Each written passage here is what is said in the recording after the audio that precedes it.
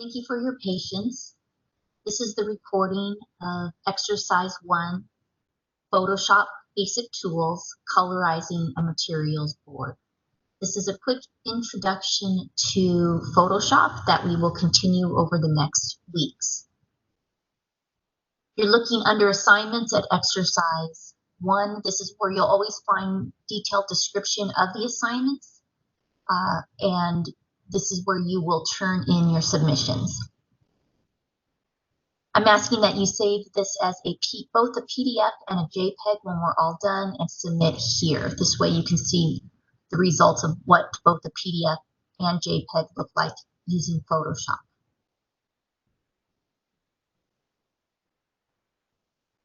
So there's two ways that you can access Photoshop. You do not have to purchase the software. It is free to our students. You can do this two ways. First, you can access our virtual computer lab by clicking on how to access computer software. This gives you instruction on how to use the computer lab, and then instructions how to download the adobe.com software to your personal device. So go ahead and read those instructions. You can do both. You can access the virtual lab, or you can have it on your desktop, your personal device, or you can access our virtual lab through this link. So click on the link, and you'll see a map of our lab, and we're going to add some more seats to this in time, so that might take a few weeks. But right now you're looking at our lab with 18 seats. And right now, one is in use. So in red means it's in use. Otherwise, you're going to go ahead and click on those and connect to log into our virtual lab. Once you connect, it is literally like you're sitting in front of the computers, just like on campus.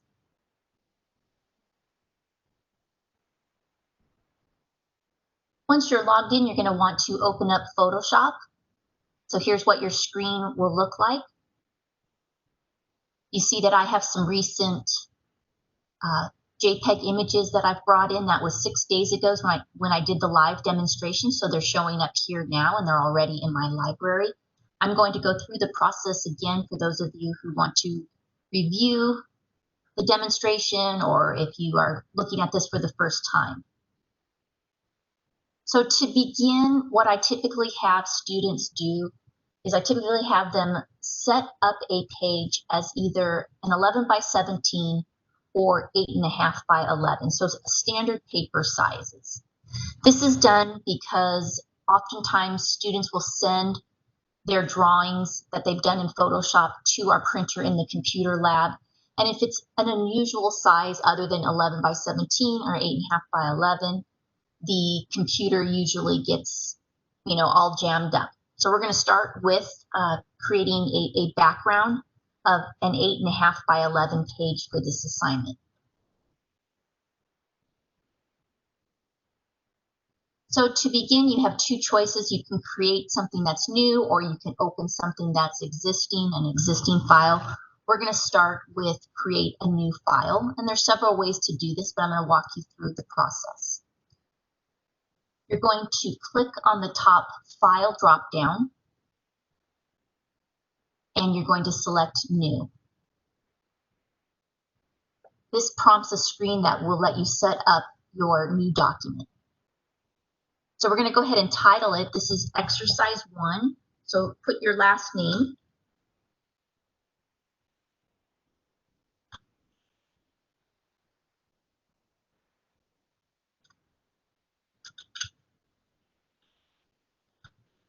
So this is the materials board you are going to color. We're going to go ahead and set this up in inches rather than pixels. So click on inches. It's going to be 8.5 wide, so 8.5 by 11 high. This defaulted then to portrait orientation versus landscape or an artboard. For resolution for this exercise, let's go ahead and put 300. in pixels and inches. So 300 is big. It's a large file. It's great for print. 11 by 17 up to 24 by 36 or even higher. So that's great resolution. Color mode, RGB color, 8-bit. And then this is telling what color we want that background paper to be. And it's defaulted to white. So go ahead and say create. And this is what your page should look like.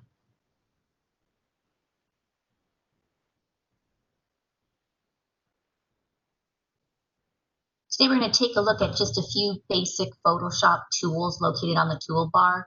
Next week we'll dive in and explore more, but today is just your nice quick introduction to the topic.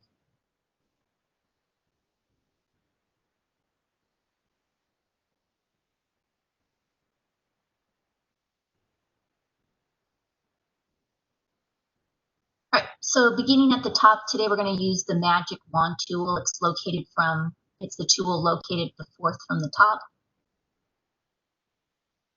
The Magic Wand tool is used to tell Photoshop to tell Photoshop where to select certain areas of the drawing that you wish to manipulate. So it's a select tool. And if you click on it, it will expand.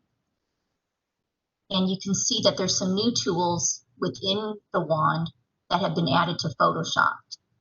This is new to Photoshop. Object selection tool, quick selection tool. Today we'll be using the Magic Wand. So if you look on my screen, you'll see that I have the actual icon of the wand. To me, it helps to see the tools as I'm working with the space. If for some reason you have just a crossbar instead of a magic wand, and I'll show you what that looks like. It looks like this. So if you have something on your screen that looks like this rather than a magic wand, go ahead and look at your keyboard, and it's probably because the cap lock is on. So cap lock on, cap lock off.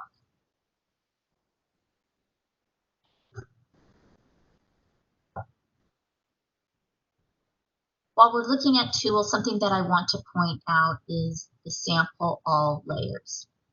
So here at the top, along with whatever tool is activated, that tool's information is up here on top. So right now, the Magic Wand is activated, and so here's information regarding that. So you want to make sure that you check on sample all layers. Because right now, if I used the Magic Wand to sample something, it's not going to pick up anything. As we bring in the drawing and as we bring in colors, if we have sample all layers checked, it's going to be able to recognize all the different layers underneath where you're working, and it's going to be able to select areas. So I'll make that a little more clear, and I'll show you how that works as we go through. All right, the next tool that we'll look at is the eyedropper. It's located the seventh from the top. So it's that right there. The eyedropper tool lets you click on any part of the canvas or the swatch menu and sample the color at the exact point. So if you had a photograph, and we'll do that tomorrow, if you had a photograph, you can click on any part of that with the eyedropper tool to select a color. So we'll experience that tomorrow. Today we're going to use the eyedropper tool to select a color from swatches.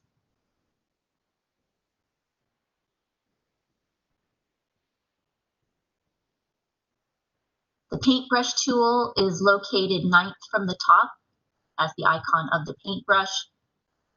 Like all of these, you can click on this to expand. So there's a brush tool, pencil tool, a color replacement tool, and a mixer brush tool. Ooh, I haven't played with that, so I'll play around with that a little bit. So today we're going to just use the brush tool to paint in the spoon on our materials board.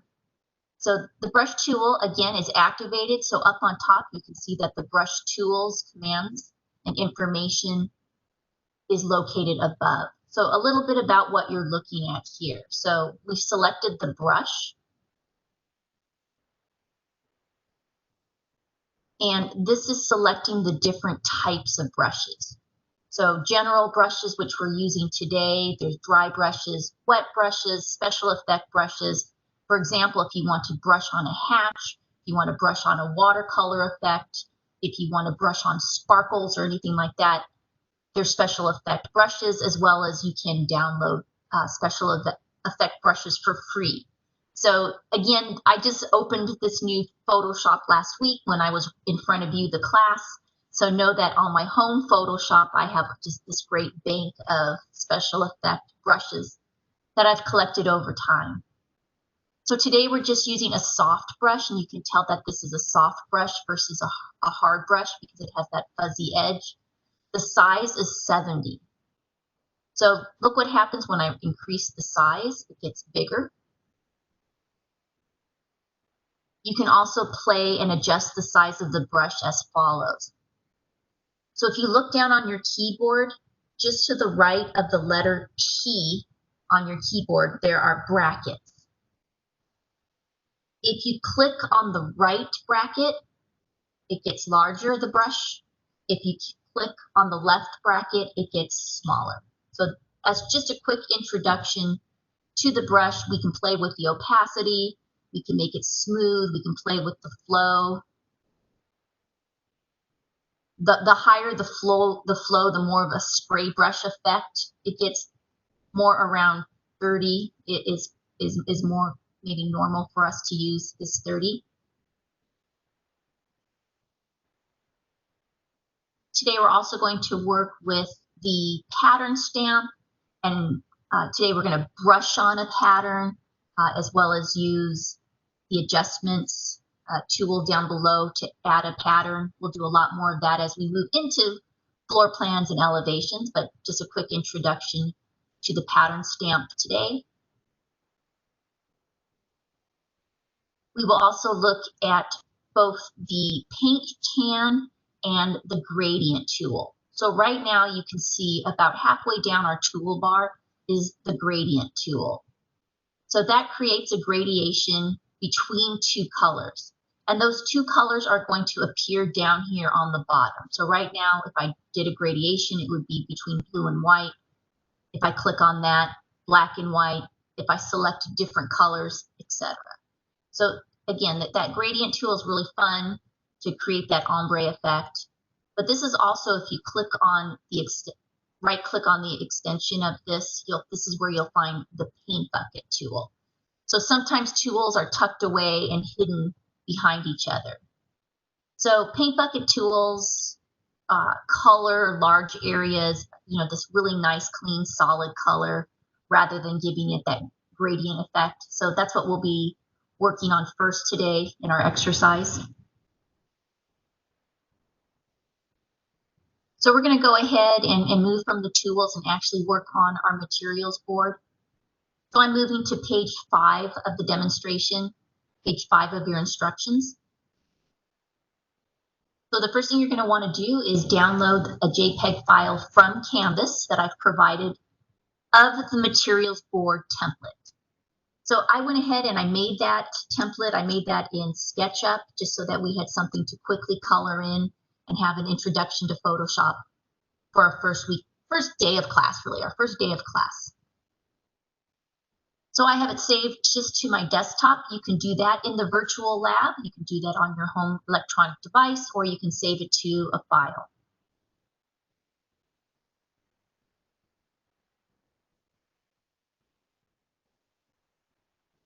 File,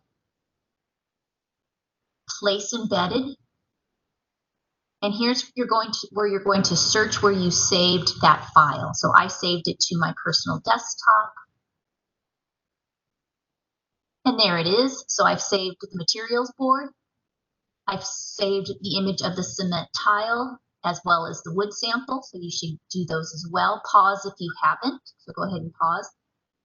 I'm going to open up the materials board and I'm going to say place. So now it comes into the window here, our surface, our work surface. And when you bring something in, it's going to have an X, and that X indicates that you brought it in and you haven't clicked enter yet. So you can rescale it, You can move that around, etc. So I move that around just by clicking on the image on my mouse, moving it around. Once you've placed your image where you want it on the background, hit enter on your keyboard. Once you've hit enter on your keyboard, the image has been placed onto your layers panel. So to the right of the screen is your layers panel. If you don't see this, this is a good time to go over the Windows dropdown. So in the Windows dropdown, you're going to want to make sure that layers is checked, properties is checked, swatches, options, and tools. So for example, if I were to turn off layers, the layer panel would go away. You can see that on the right. And now I'm going to check it again and go ahead and bring that back. So this is just indicating when you use this Windows dropdown what you want to see on your screen as you're working.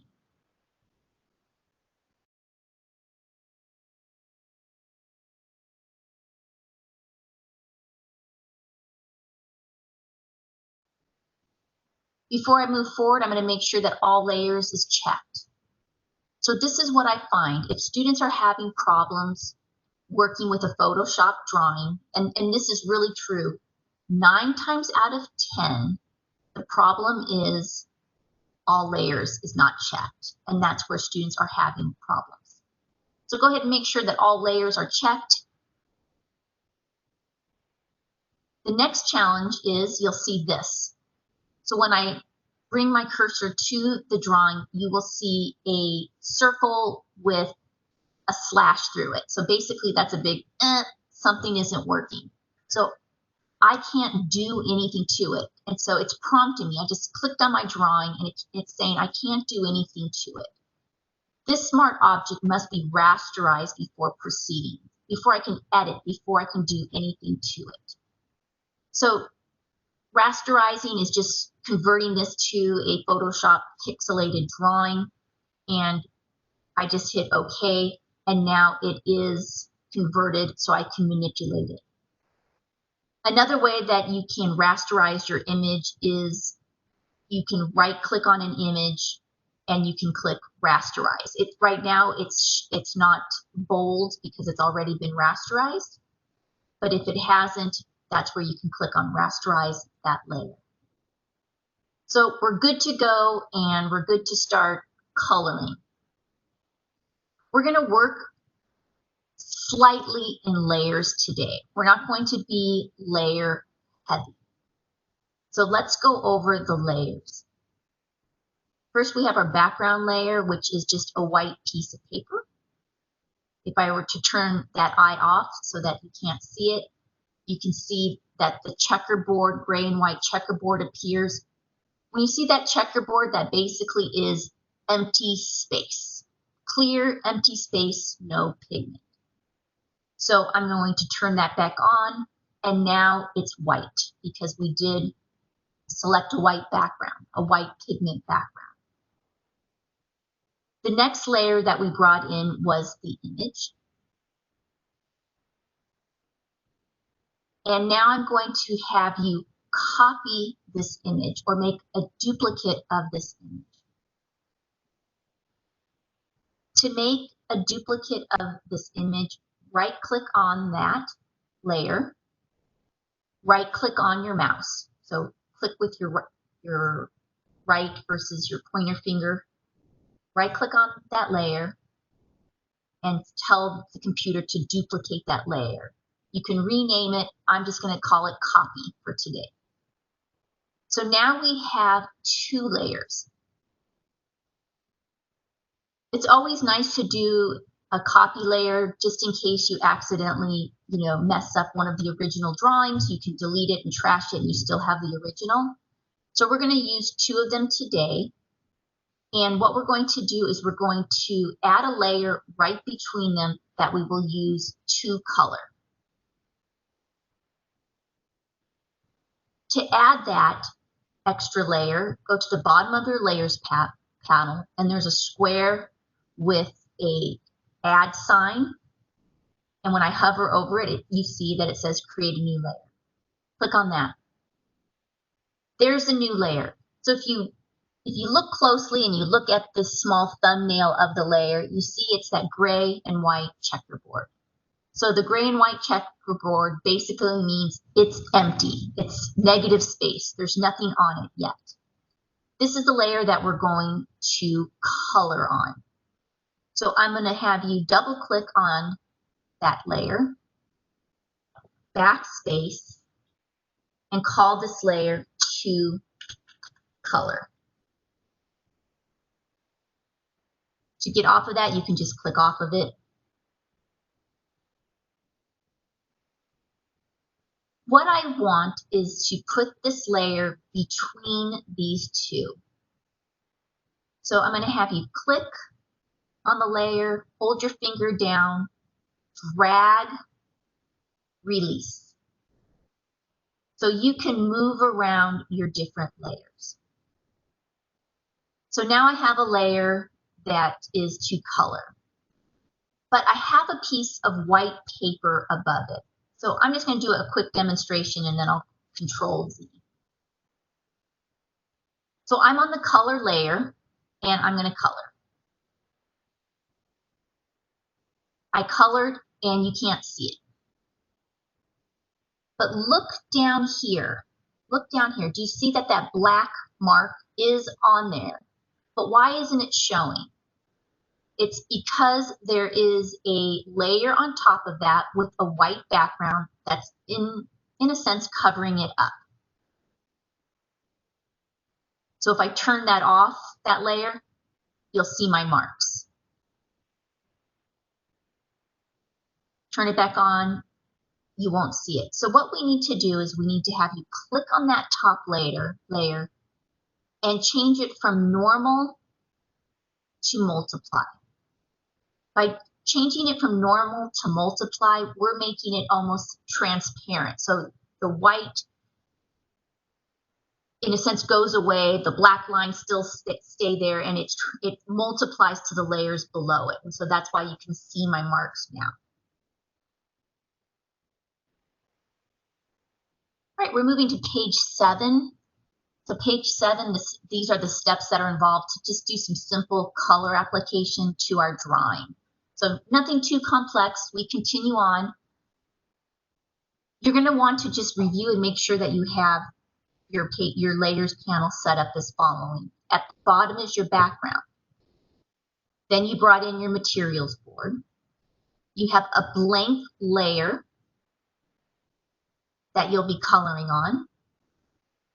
And then you will have a material board at the top that's set to multiply. To begin, we're going to go on the, I'm going to have you go on the bottom layer. I'm going to have you go on the bottom layer. So that's our layer that has the drawing. And I want you to click on the magic wand. And I'd like you to select the letter A. When you select the letter A, it's finding that interior space, and it's surrounding the area with marching ants. That's what we call those little marching ants. That's defining what area will receive color.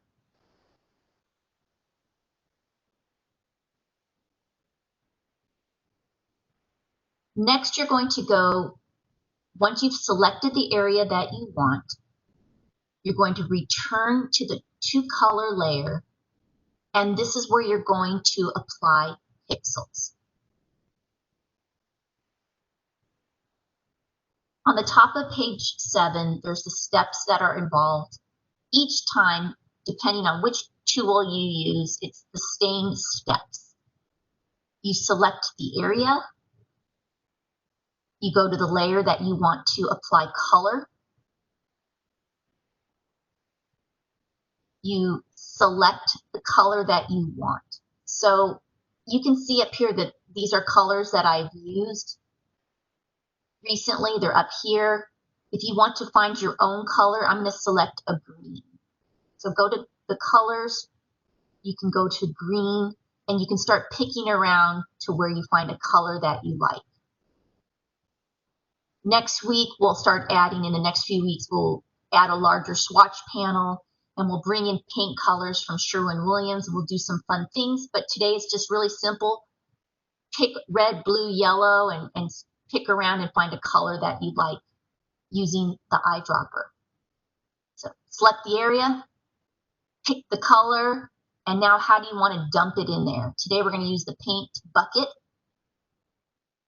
I'm selecting the paint bucket. If it's not there, right click.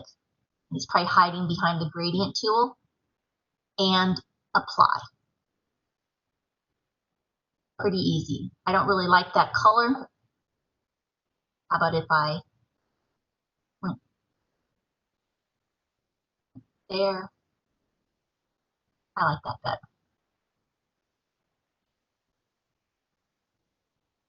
Control D, the letter D for deselect on your keyboard, deselects that area and deselects the marching ants. Next, we're going to add color to the spoon, maybe this napkin. We'll do a couple more of those just so that we can do that again. So I want you to notice that I have all layers checked. Because I have all layers checked, I'm able to use my magic wand and select an area to receive pigment. If that's not checked when you're using the magic wand and you try to click, again, you're on a layer with nothing. It sees nothing. It can't pick up anything. But because we have sample all layers checked, it's able to see the layer below it and select that area. So just quickly, I'm going to pop in some more color here. Maybe I want this to be a little lighter. You can go ahead and click on the swatch, change it up a little bit. Okay.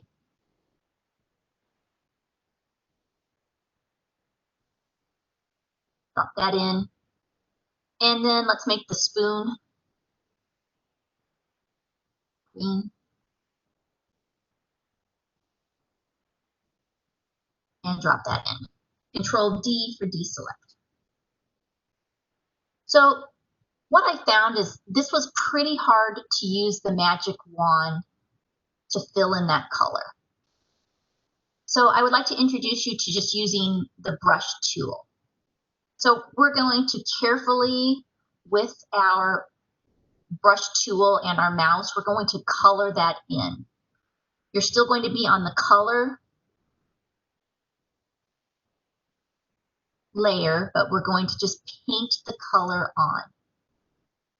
So you can try to use the magic wand tool and try to select that area or use different selecting tools. But let's just, for today, let's just try to paint that on. Towards the bottom of the page, you'll see an icon that looks like a magnifying glass. This is the zoom tool. So click on that for today to learn how to use that. Minus makes it smaller, plus makes it larger. We're going to go ahead and do this, zoom in. And I still have this color green. It's the lighter color green. I want the darker color green. So again, I can go back to my swatches, my recent swatches, or I can even just click on my drawing and it picks the dark color green again.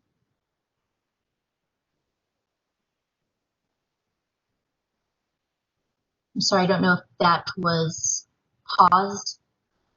I'm going to have to do that again. I think it might have paused when I moved my screen. So I used the paintbrush to paint in the handle. I used the bracket keys next to the letter P to make it smaller. Oop, that's just the erase tool. We use the paintbrush to paint in. And I was just talking about what if I made a mistake, and forgive me if this has been recorded already. But if you make a mistake, because we are on a layer with an empty background and we're not on the layer with our drawing, you can go ahead and select the eraser tool and go in and erase anything that isn't working out for you. And so clean up.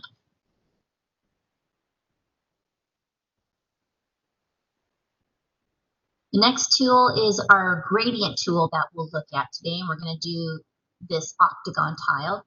So I went back to my magnifying glass. This time I'm going to go ahead and make that smaller. And I'm going to put a gradient on my octagon tile. So the first thing you're going to want to do is to select two colors. So right now, if I did the gradient, it's going to be white to green or green to white. So those are the two colors. For this exercise, day one, go ahead and just click on black and white. Make sure you are on the two color layer. If you don't like it, you want to be able to delete it or get rid of it, erase it. So we're on the two color layer. We're going to follow the same steps. We're going to select the wand tool, select the area, and we're going to do that ombre effect from black to white.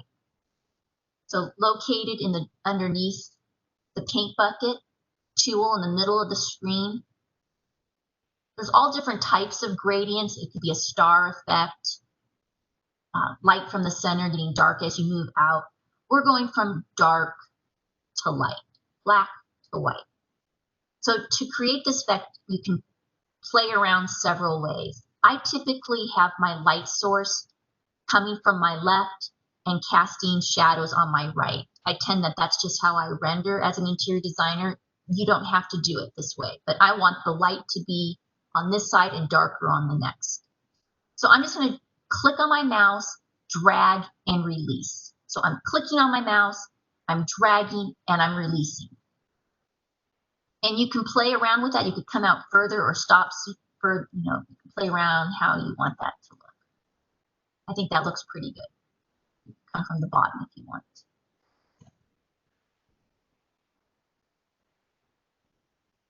So when you have it where you want, you're going to hit on your keyboard the control key, hold that down, and the letter D to deselect. This takes us to page 9, and I'm going to ask you to go ahead and add some color to these tiles, to the plant, to tile the faucet, the hardware. And what I want you to leave blank is this background here. It's going to be a wood background. And I'm going to ask you to leave this blank so that we can add an image of a tile here. So I'm going to pause and I'm just going to fill in some of the color. You can watch me do that, or you can move forward. And then we're going to move to the pattern stamp to add color to the back. And then we'll go to the fill layer and add something here. So come back soon, we're going to add some more color.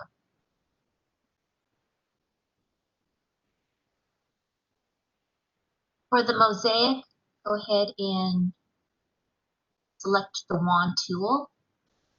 The top color is the color that it will be painted, so I'm going to paint those black. And use the magic wand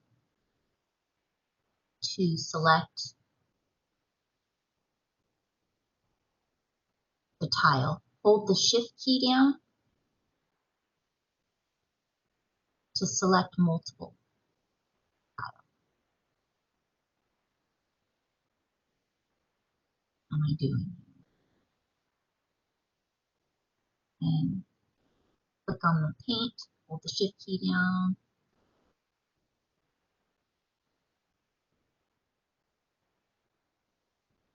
Control D to deselect. So I just colored in the mosaic, mesh mosaic, by using the paint bucket tool, black, magic wand to select the area, holding the shift key down.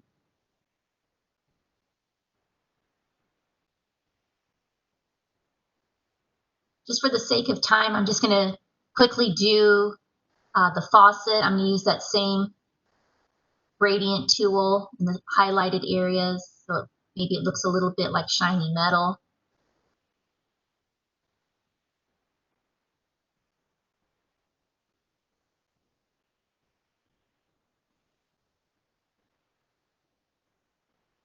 I like this.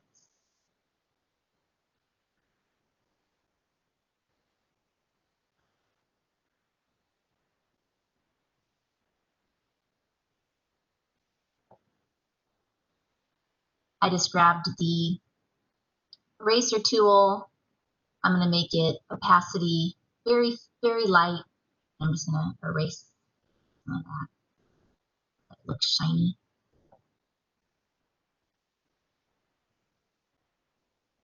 I'm going to select that color. I'm just going to paint that in. Leave white of the page if I want.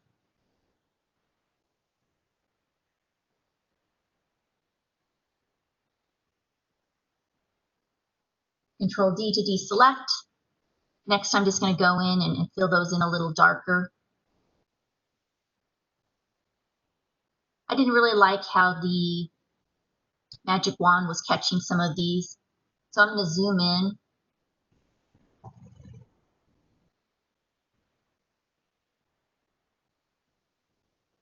And I'm going to select black.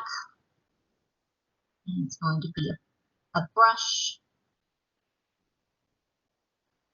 A nice soft brush. It's very big, so I'm going to either make it smaller here or make it smaller by using my bracket keys. And I'm just going to go ahead and brush on the color. I'm going to take the flow down because I don't want that spread. The opacity is at 46%, so it's versus 100% solid. So I just want to show you the difference. I'll put some solid color on.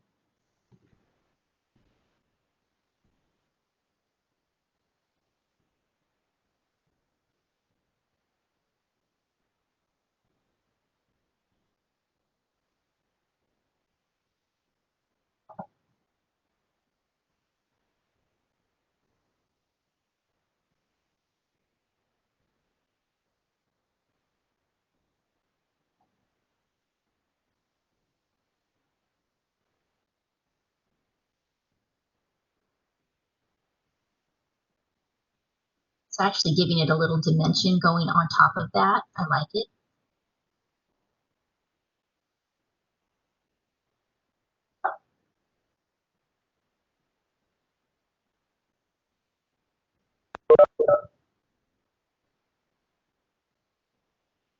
So I'm not going to spend too much time, but go ahead and get that filled in, and then we'll move to some of the other pieces.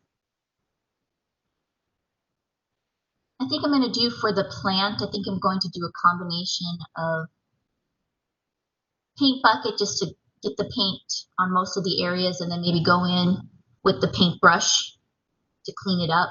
So like anything, select the area, hold down the shift key,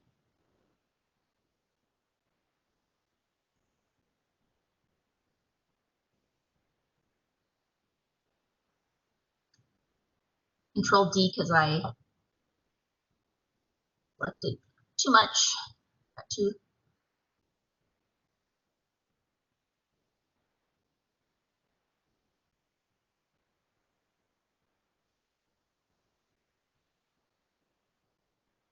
So I want to drop in a green color. I want it to be in a general family as this, so I brought this back up again. I selected it with the eyedropper, and I'm just going to pick more of a gray tone, and then I'm going to just go ahead and drop it in.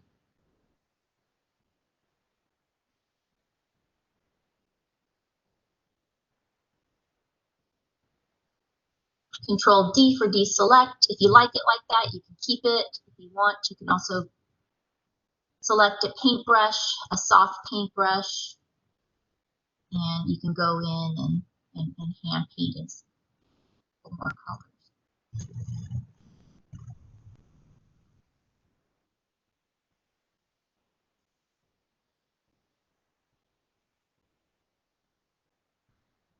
If you don't like these white edges where the magic wand didn't select it, I kind of like it in this case. You can just go ahead and come in over that and try to remove some of them. Depends on what you like. I don't mind it here. So here's where I oversprayed again.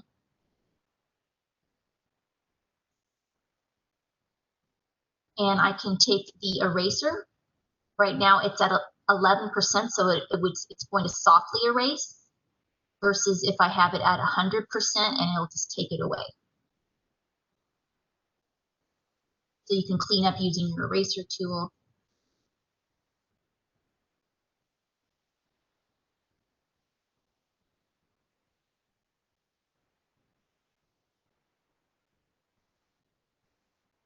There you go. Couple more things to explore, and then we're about done for today. You can, render this, give this as much detail as you want, but the beginning of this assignment really is just to explore some basic tools. So the next thing we're going to do is we're going to place a seamless texture to this background. So we're actually taking a picture of a piece of wood. And when we say an image is seamless, it means when we bring it in, it won't have a funky tile effect. It means that it looks like it seamlessly joins together. So we're going to bring wood in the background here one way, and then we're going to bring a tile here in another way. So the first thing you're going to need to do is I provided you with two seamless textures. I provided you with a cement tile pattern and a wood. So you're going to want to make sure you have that somewhere that you can access. We're going to bring that into the library. If you're feeling adventurous and you want to use your own seamless texture, you can go ahead and find some of those. And in the instructions, I've posted some areas that you can do that in. So you can go to sites like SketchUp Texture Club and look for textures, wild textures, seamless textures, 3D jungle. So those are posted under the instructions. But to keep it simple, let's bring wood back here and the cement tile here, and you'll almost be done. So before we can use those seamless textures, those patterns that we're going to put in a drawing, we have to bring it into the Photoshop library. So to do that, first we're going to open up that wood image. So you're going to go to File, and you're going to go to Open, and wherever you saved that wood image, you're going to open that up. So what happens is we have our tabs. So we have our drawing that we've been working on, and now we have the second tab we just brought in to the drawing, into the space. So you can always tab back and forth.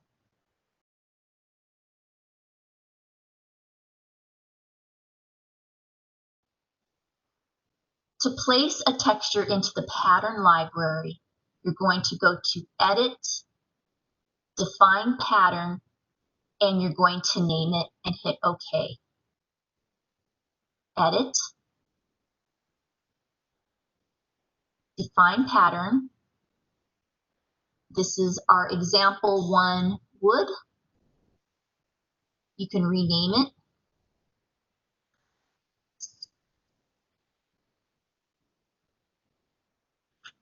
Just for example. And you're going to hit OK. And now when you go back to your drawing, you can tab back to your drawing.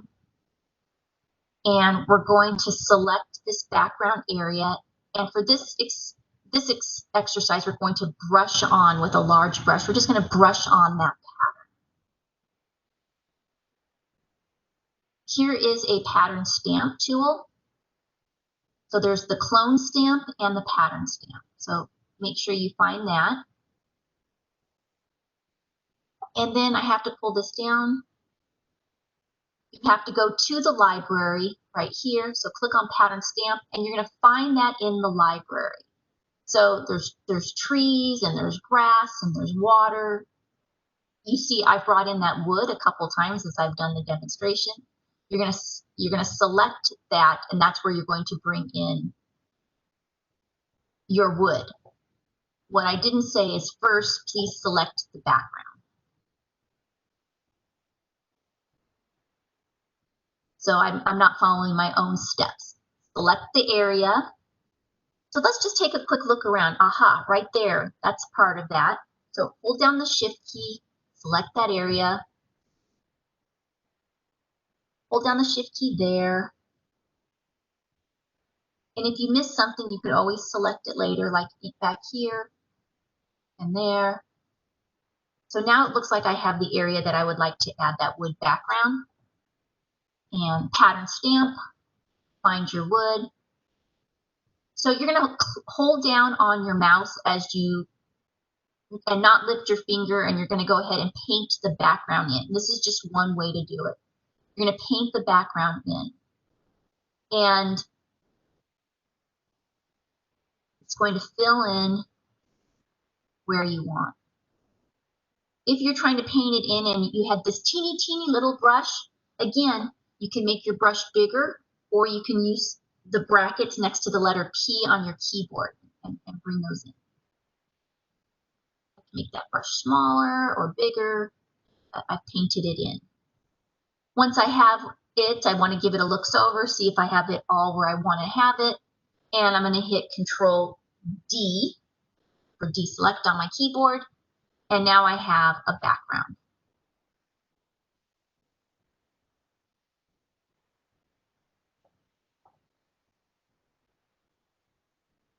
Next, I want to add the cement tile to the area here, behind the letter A, underneath the plant. So I'm going to add a pattern here. So previously I used the pattern stamp and we brushed it on. Now we're going to use the pattern fill. So to follow my rules and my steps, let's select the area using the magic wand. I'm going to hold my Shift key down to make sure I include this area. And at the bottom of the layers panel, you're going to find something, I call it my Oreo cookie or my black and white cookie. You're going to find the Create New Fill or Adjustment layer. So click on that and go to Pattern. And this is where you will want to bring, just like I showed you with the wood up here, you're going to want to bring that tile into your library. Once it's in your library, instead of these funky trees that you're seeing back there, I'm selecting the tile. So this is how the tile comes in. So if we were doing a custom backsplash, we might want this tile to repeat itself, right, in a backsplash. But for this board, I want a larger scale. I want a larger scale so that I'm just showing these 4 pieces. So right now it's at 100%. Go ahead and type in 250. That makes it this really nice size. You can then, before you hit OK, go ahead and click on that, and you can move that around and center that and place that in your drawing.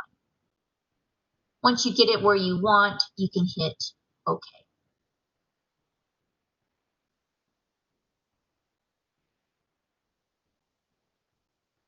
Getting to the end of the exercise, if you want to save this as a Photoshop drawing, you're going to want to go File, Save As, and you're going to want to save it as a Photoshop drawing, which is represented by PSD. So find the place that you want to save it and hit Save.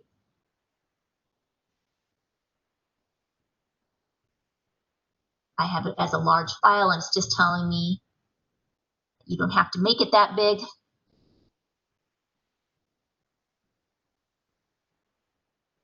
So I'm going to save it again. I'm going to go File, Save As, and I'm going to save it as my GoLab Exercise 1 Materials Board 2 Flattened. Because I want to save my original drawing should you want to go back and work on it, but I just want to show you now. I'm going to go ahead and flatten this drawing, and I'm going to manipulate it. I'm going to just kind of play around with it. So click on the top of your layer.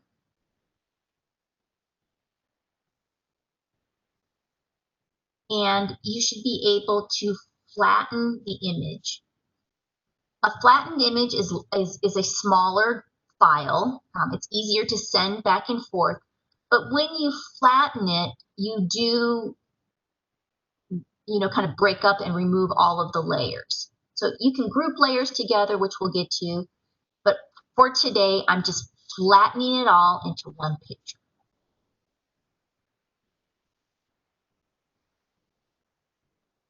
So you can see all of my layers are gone and it's one picture.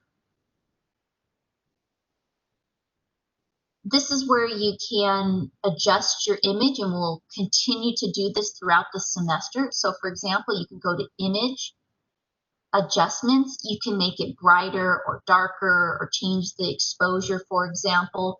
And I'll just play around with some of these. Maybe make it a little brighter. Maybe add some contrast.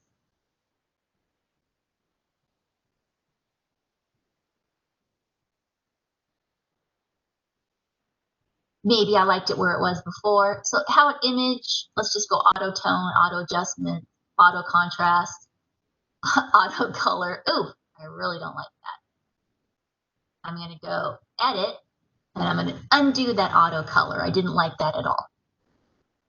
And just a quick introduction if you want to. We have different filters that we'll be working with throughout the semester. We're going to look at some artistic filters. So this would normally be where I would ask if there's any questions. I don't think I hit too many of the different filters. We tried noise. How about emboss, something funky like that? So different filters that you can play around with. However you want to send this in, if you want to undo that. Okay, get rid of my emboss or cancel. You can save it however you want it to turn it in. You can save it with a filter. You can save it just as an original. But just if you want to, it's kind of a fun day just to play around with all the different filter galleries. There's some new ones in this edition. In previous editions, we just had this section called Artists. So now you can distort, add noise, make it an oil painting. So there's some more that I want to explore and have fun with. Once you're done, file, save as a JPEG, please, and submit online. Thank you for going forward. We will do this in class together so that we can have questions.